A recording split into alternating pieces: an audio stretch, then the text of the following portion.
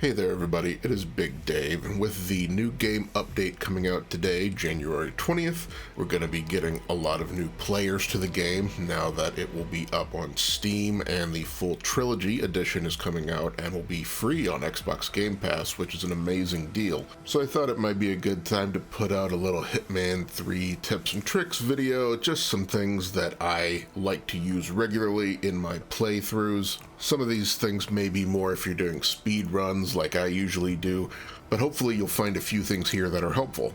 The first thing I wanted to show is a weird lure that can basically get a guard to go wherever you want them to. So what you're going to do is take any illegal item that can be stuck to things, like explosives, in this case the explosive breaching charge, and I'm going to attach it to the side of this emetic poison. So I want to not pick up the breaching charge, but pick up the emetic poison and hold it in my hand. This will mean an illegal item is attached to the outside of a legal item, which is in my hand. So even though I'm technically carrying an illegal item, I won't get treated by the guards as if that was the case. However, they will notice the illegal item and follow me to find out where I'm going. So if we go right up here, this guard's going to see me. He's going to see, oh, there's an illegal item right there. Now he needs to find out what that is. But if that illegal item moves, he moves with it. We can walk him all the way over here into a corner, drop that illegal item, he goes to investigate, and then we've got our man. Now that this guy's down, I can pick up the emetic rat poison, go back here, and do it all over again. Annoyingly, you can't pick up multiple guards with the same thing. You have to do them one at a time like this, but still, it's a very convenient way to lure guards to a place where you want them to be.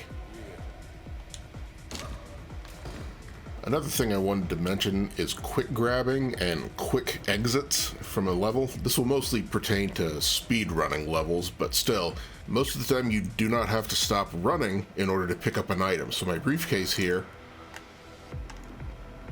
I can run right past it and still pick it up without slowing down. This works basically with any item, and you'll just kind of Jedi the item into your hand. Whoop, there it goes. You can also grab items very quickly with a keystroke. I'm going to hit the button to go into my inventory, and I am doing this on an Xbox controller, but what I'm going to do is press X then Y in rapid succession, kind of like you're doing a Street Fighter combo. It's going to cause him to grab it without having to fill up the grab meter. You can also do this for other things, like grabbing a disguise. A great use of this is to exit the level, like this. You don't have to wait for that exit mission prompt to fill up, it gets you right out fast. I've talked a lot about boosts, muffin boosts, violin boosts, all that kind of stuff in my other breaking out videos, but it bears repeating because they're really fantastic ways to move around the levels in new ways. This works with pretty much any breakable item, muffins, bricks, stuff like that. I like using the violin. I feel like it provides a larger platform for you to boost off of. Getting downstairs quickly is one great way to use breakable items in several of the maps. In Chongqing, this is a really good example. We can use the violin right here to get up on this rail and get all the way down this stairwell very quickly.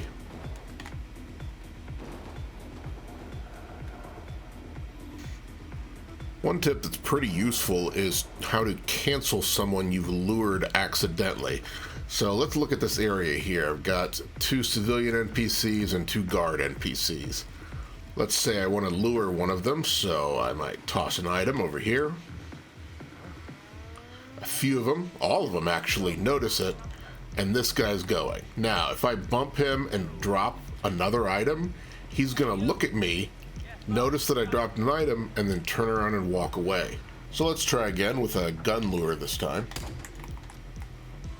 They all notice it. I'm going to take out an item. I'm going to drop it right in front of this guy. He's going to notice that it dropped, turn around, and go right back to where he was. So this is very useful for canceling out somebody investigating an area, especially if, for example, you have a body in that area that you don't want to be found. One way to take out targets I wanted to talk about is water kills. Now, no NPC in Hitman can swim or even hold their breath for longer than 1 second. So if they go face down in the water, they're done for.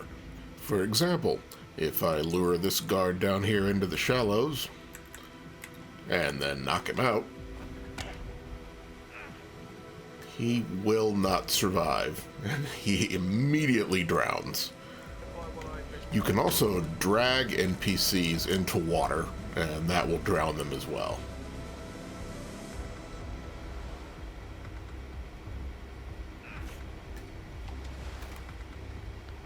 One great way to manipulate guards and be able to slip past them into areas you wouldn't normally be able to get to is to panic them by shooting them.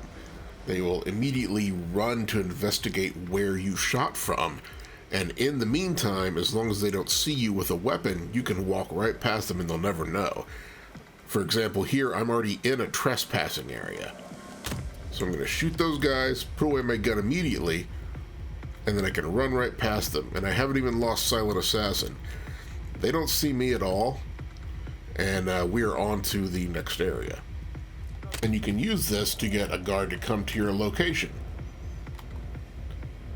They will want to investigate where the shot came from, so they will eventually make their way over here. And I could have set up a proximity explosive or something like that as a trap for when they got here. Now, one fun trick that is definitely a bug and may get patched out at some point is that if you sedate a target, you can basically do anything to them and it will count as an accident kill as long as it takes place before they hit the ground during the sedative animation. So for example, if I drop the gold brick proximity mine here, which will sedate both of these targets, I can also immediately drop a remote CX demo block, which would not be an accident kill. I'm going to wait till that goes off, they start their sedative animation, then I'm going to blow them up. As you can see, we're getting bodies found, not by accident, but we're also not losing our Silent Assassin.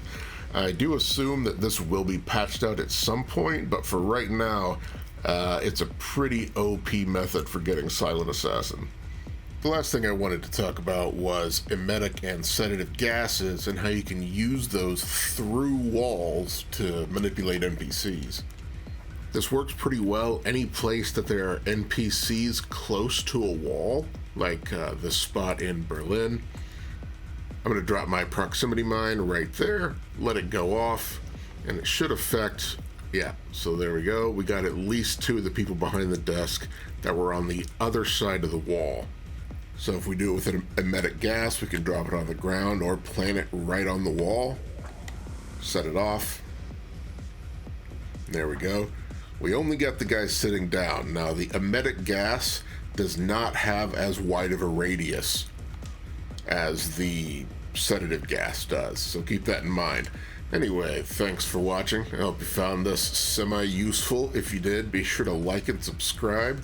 I hope everybody's enjoying Hitman 3 Year 2, and I'm looking forward to playing a bunch of the new content soon. I am Big Dave, and I will see you all next time. Goodbye.